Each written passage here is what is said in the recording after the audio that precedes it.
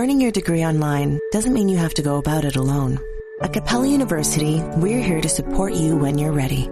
From enrollment counselors who get to know you and your goals, to academic coaches who can help you form a plan to stay on track. We care about your success and are dedicated to helping you pursue your goals. Going back to school is a big step, but having support at every step of your academic journey can make a big difference. Imagine your future differently at capella.edu. Hey, it's me, the Quenchies. I'm that late afternoon craving you just can't shake. Wait, what's that? Welch's Grape Aid? No! Made with real fruit and no added sugar, nothing answers the call of the Quenchies like Grape Aid. Got the Quenchies? Grab a Grape Aid in your juice aisle. Thanks for listening to the Red Treehouse, where I tell scary stories to keep you up at night. You can listen to the Red Treehouse on your favorite streaming platforms, including Spotify and Apple Podcasts. Be sure to follow, like, and subscribe. Oh, and leave a 5-star review. You can follow the Red Treehouse on social media, on TikTok, Instagram, YouTube, X, Threads, and Facebook at Red Treehouse Pod. And now you can find the Red Treehouse on Patreon.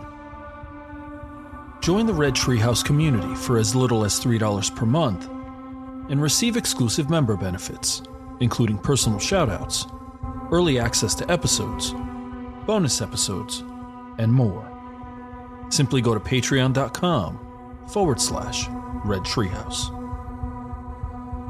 As always, if you have a scary story or topic you'd like me to feature on an upcoming episode, email redtreehousepod@gmail.com.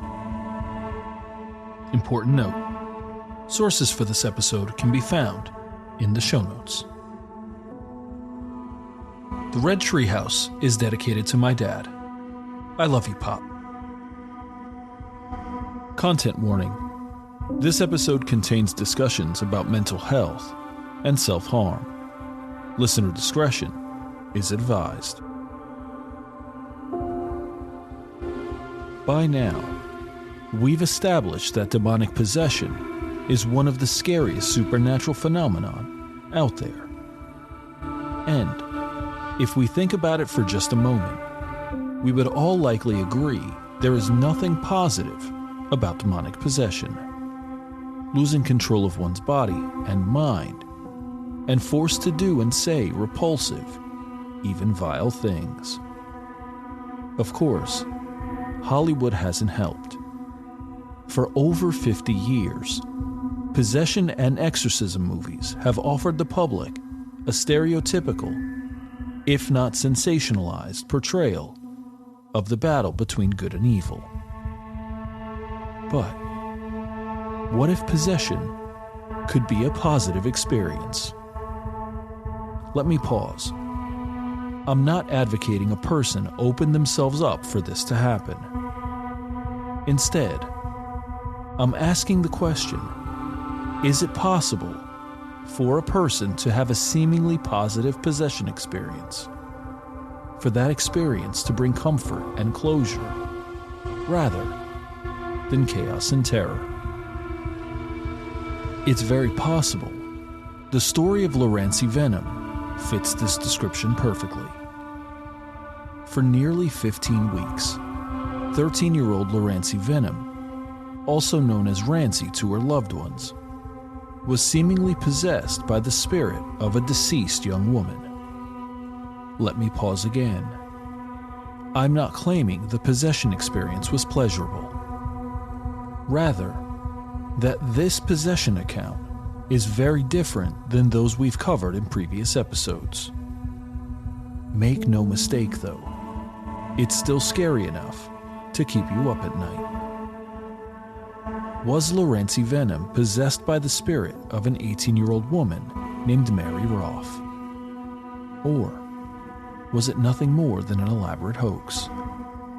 And if so, how is it possible that Lurancy Vennum could tell stories and recall details from someone else's life? I'll share the story You decide for yourself. I'm your host, Will. Welcome to the Red Treehouse.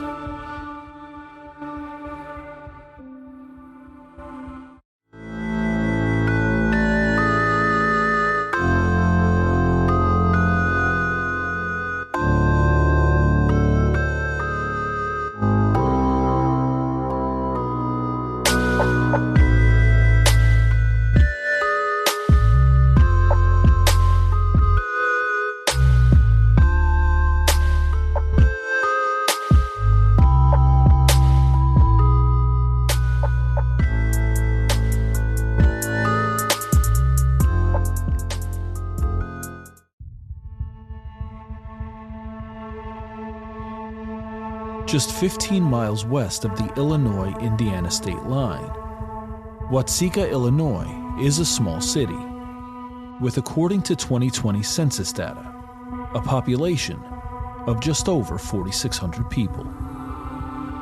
As small as it is now, back in the 1870s, Watseka was even smaller, with a population of just over 1,500 people.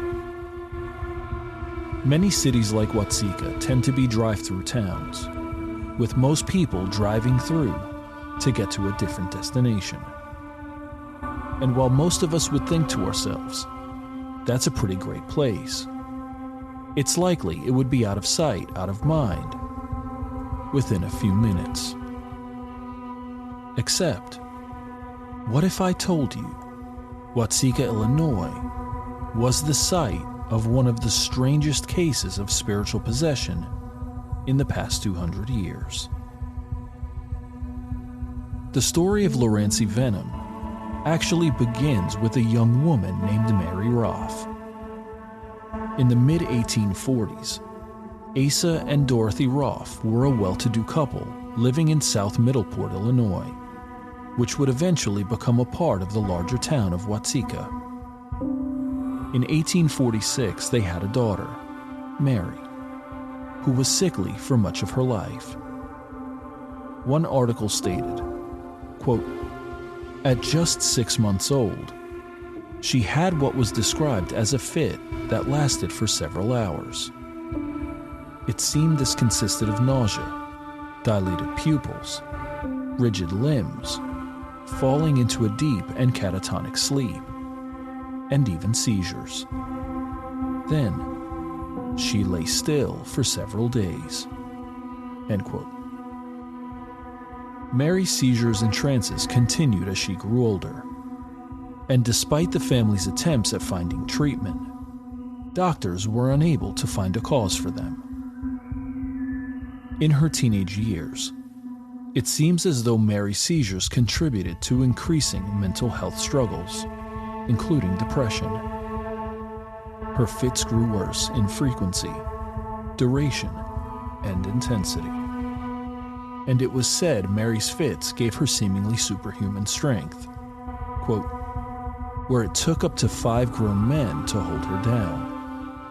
She often cut herself with knives, hoping to bleed off a pressure she said she felt in her head." End quote. The Roffs continued a desperate search for help and answers, but came up empty at every turn. Then, on July 16, 1864, things took a turn for the worse. One article stated, quote, "When Mary was 18, she cut her arm with a knife. She passed out from blood loss and lay unconscious for several hours. She spent the next 5 days experiencing violent convulsions." End quote. Mary's blood loss was significant, and it was miraculous she was found alive.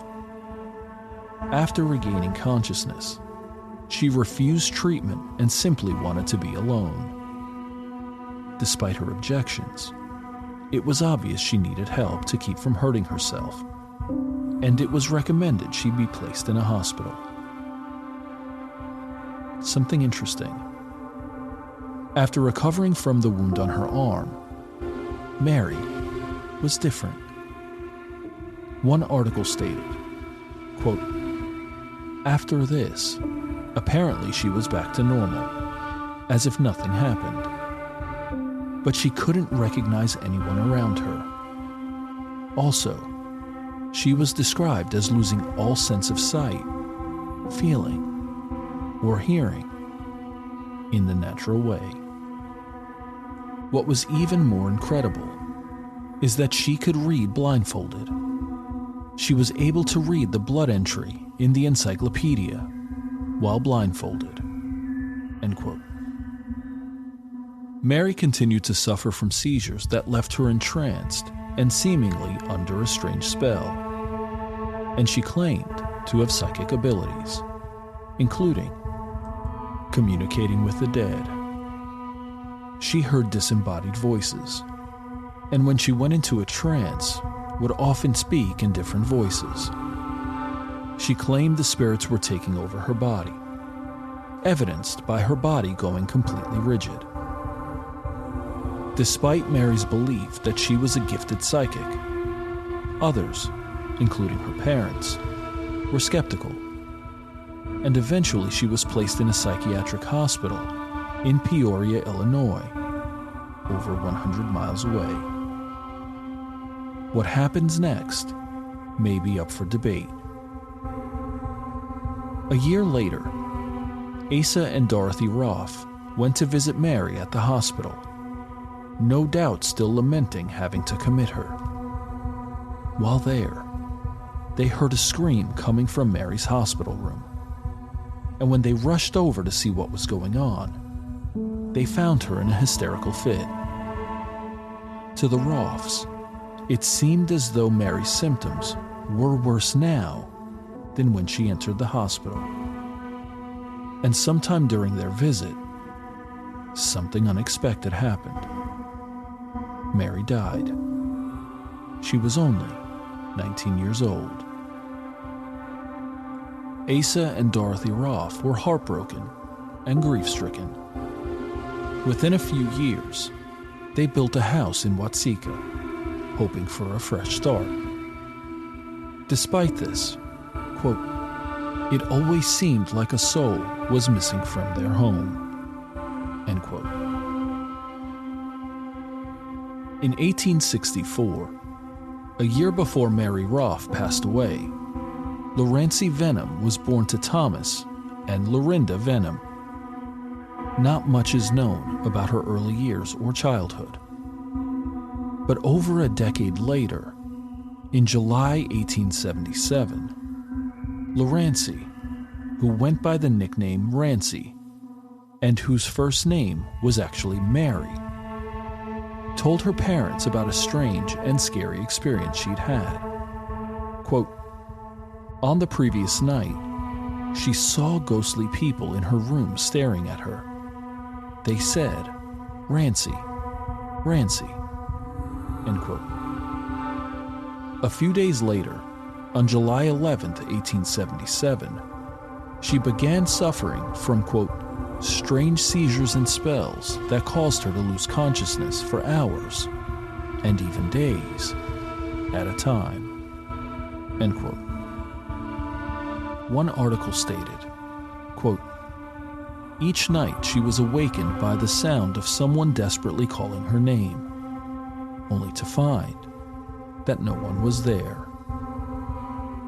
Further complicating matters were severe stomach pains, which were soon accompanied by trances in which she would claim to see spirits floating around her, end quote.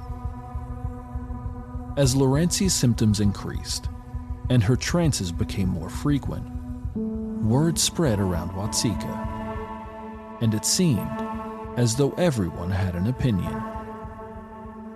Some suggested she should be placed in an asylum to undergo treatment, while others felt she should be under the care of a physician.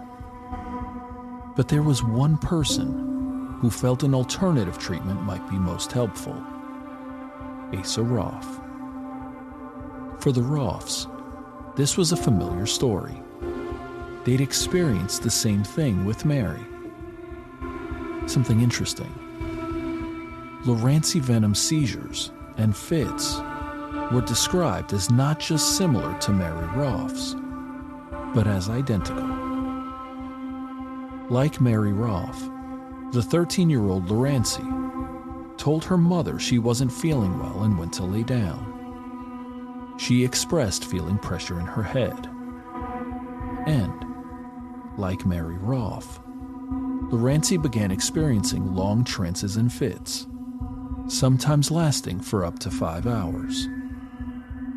When she awakened from these trances, Lurancy, quote, claimed to have seen her dead brother, sister, and other deceased people she knew, end quote. Not only that, she, quote, told her family that she had been to heaven, had seen angels, and had visited her younger brother and sister who had died before her, end quote. The family immediately sought medical help, hoping this would provide both an explanation and treatment options for Lurancy's condition. But no matter what the doctors did, they could not determine the cause of Lurancy's behavior. One article stated, quote, there was nothing physically wrong with her, they said, so her symptoms could only be caused by insanity, end quote. And, like Mary Roff over a decade before, Lurancy's family was encouraged, quote, that she be sent away to an insane asylum, end quote. Having heard about Lurancy's affliction and the possibility of her ending up in an insane asylum, Asa Roff, Mary Roff's father, visited with the Vennum family. In the years since Mary's death, he'd become a devout practitioner of spiritualism, defined as, quote, a movement based on the belief that departed souls can interact with the living. Spiritualists sought to make contact with the dead, usually through the assistance of a medium, a person believed to have the ability to contact spirits directly, end quote. Asa Roff believed Lurancy's suffering was identical to Mary's, and that, quote, she had been a gifted, but misunderstood, spirit medium, end quote. He convinced the Vennums not to send Lurancy to an insane asylum, and instead, quote, called in a physician who was a spiritist, Dr. E. Winchester Stevens, end quote. But why the urgency to keep Lurancy out of the insane asylum?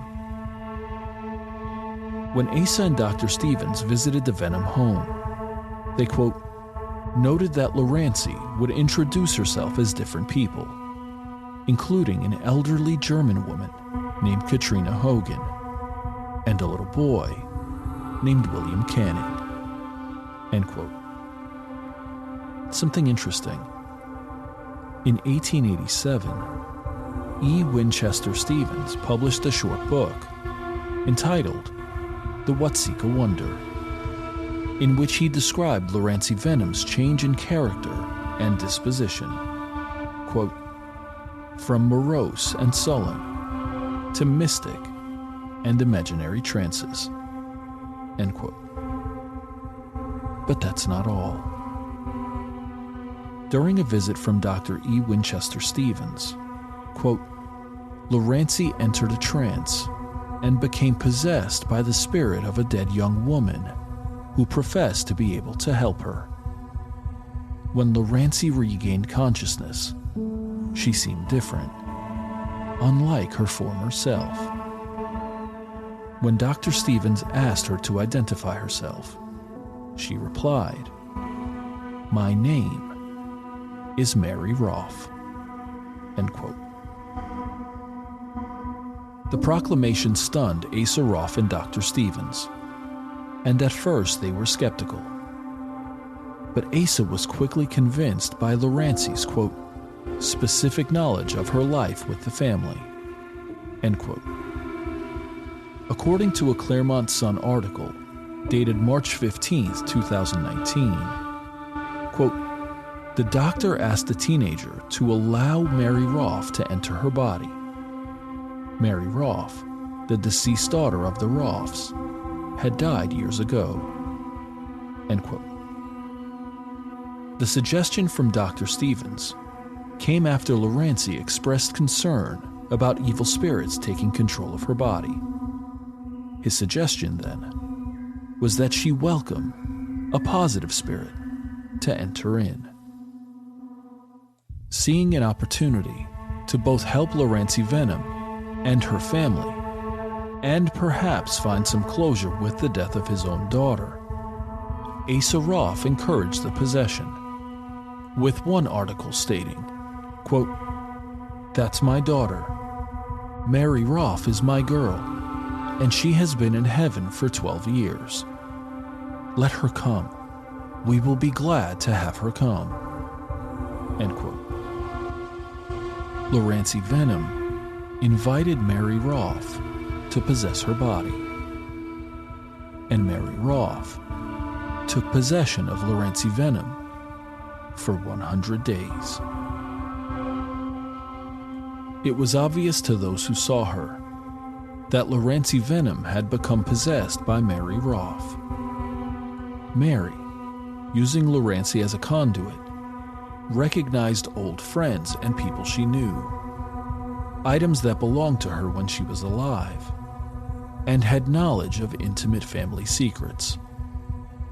Asa and Dorothy Roff claimed Lurancy acted and sounded like their dead daughter Mary. Convinced she was the reincarnation of Mary Roff, the Venoms allowed Lurancy to move in with Asa and Dorothy for several weeks. The situation was as confusing as it was exciting, because doctors still had no explanation for anything taking place. But for the Venoms and the Roffs, the answer was clear. Lurancy Vennum was somehow channeling Mary Roff. Something interesting. When possessed by Mary Roff, Lurancy Vennum somehow recalled Mary's memories of her childhood, friendships, and more. She recalled living in Texas, recognized close friends and neighbors, including their nicknames. During one conversation with Mary, Dr. Stevens mentioned the incident where Mary had cut her arm with a knife. Mary tried to show the scar to Dr. Stevens, but she could not find it on Lurancy's body. One article stated, quote, "The teenager told Dr. Stevens she couldn't show him the scar because her arm was in a grave with the rest of her body. She even knew her burial spot." End quote. Throughout the possession, Mary claimed Lurancy was, quote, "in heaven, healing from her health ailments." End quote. Then, on May 21st, 1878, Mary Roff said goodbye to her parents before leaving Lurancy Vennum's body for good. And just like that, as quickly as it began, the possession of Lurancy Vennum came to an end. I mentioned earlier that Dr. E. Winchester Stevens published a small book entitled The Watseka Wonder, which is a first-hand account of the possession of Lurancy Vennum. Many of the details for this episode come from Dr. Stevens' book, and a link to it can be found in the show notes. I'll admit, this is one of the creepiest possession stories I've researched, if only because it doesn't follow the regular formula of possession. Don't get me wrong, demonic possession is still the scariest phenomenon, to me at least. But this one really leaves me unsettled. It just seems so casual, almost like inviting an old friend over for coffee one morning. skeptics believe this was nothing more than hysteria, grief, and confirmation bias. They point to Lurancy Vennum's seizures as hysterical, and Asa and Dorothy Roff's grief as leading to confirmation bias. In other words, the Roffs needed Lurancy Vennum's seizures to look, sound, and feel like their daughter Mary's. The combination then produced a powerful but explainable result. But for me, this explanation feels a bit inadequate. If the details about Lurancy's possession are accurate, then how could she possibly know details about Mary Roff's life, childhood, relationships, and death? I suppose it is possible the Roffs could have been feeding her information, which she then recalled when under a quote-unquote trance. But something still feels off about this, and it's likely we will never know the truth of the Watseka Wonder. As we close this episode of the Red Treehouse, we're left with these lingering questions. Was Lurancy Vennum possessed by the spirit of Mary Roff? Or was it nothing more than a hoax? And if so, how could she possibly tell stories and recall details from someone else's life? I've shared the story. Now you decide for yourself. I'm your host, Will. Thanks for joining me in the Red Treehouse.